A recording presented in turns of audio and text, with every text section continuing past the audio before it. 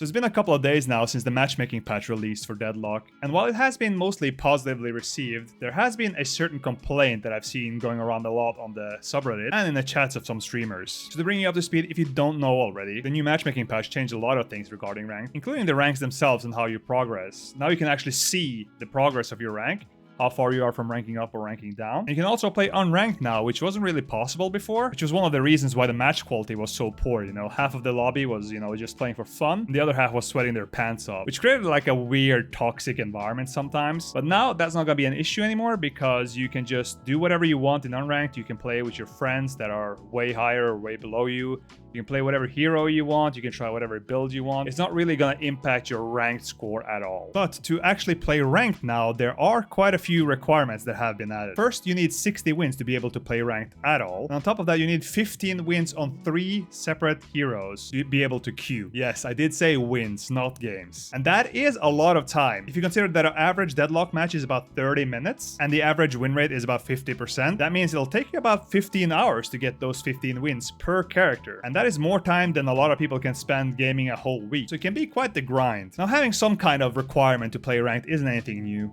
Both Dota and League do this, and the requirements in those games takes about as much time to complete as the ones in Deadlock. Time isn't really the issue here. So why are people complaining? So in the other games, like League, I think you only need to reach level 30 or 20, I don't remember what it is, and you need a certain amount of champions unlocked. And in Dota, I think you only need 100 hours played, and then you can just play ranked. Which means in both of those games, you can one trick from start to finish. But you can't do that in Deadlock. And that's got quite a few people upset, especially the Redditors are unhappy. I've seen countless threads about how people have hundreds of hours in the game but can't play ranked. I even saw a post from a Lash that had about 600 or 700 wins on Lash, and I think the next one was like 10 or something.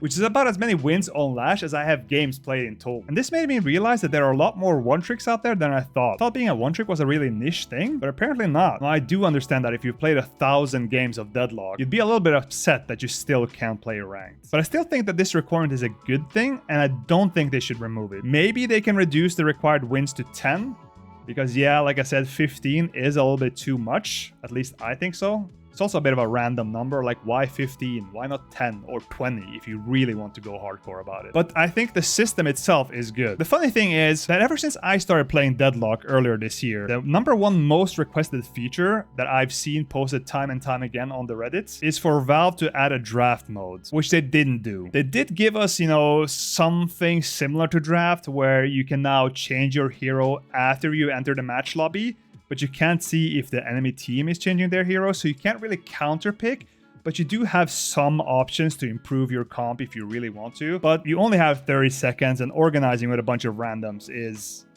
a challenge, to say the least. But here's the thing, how come the community was so adamant about having a draft mode? A mode where the entire point is to ban and pick heroes so that you can have an advantage over the enemy from the get-go. That's the whole point of draft.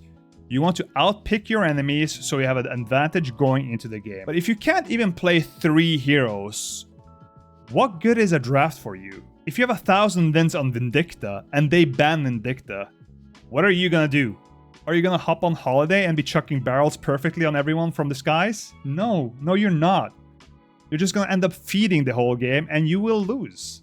So what good is a draft to you anyway? I mean, why am I asking? I know why these people want a draft. They want their team to ban and counterpick the enemy, but they don't want to do it. They're gonna play their Vindicta no matter what. But if someone picks Lash into a Dynamo, they're never gonna hear the end of it. Let's be honest, that's what would have happened. So even though I really wanted a draft, after seeing all this drama unfold, I'm kind of glad that they didn't add it. I didn't know that there were this many people who haven't even gotten 15 wins on 3 characters. And I'm glad I won't be seeing them in ranked anytime soon. I think it's so weird to be constantly complaining about matchmaking, constantly asking Valve to fix it, add this, remove that, blah, blah, blah. But when they actually do it, when they actually add some strict requirements to ensure that everyone who is in the ranked match knows what they're doing, now that's a problem. Well, maybe you were the problem all along. Maybe your team wasn't feeding. Maybe it was actually just you. I'd like to know what you guys think though.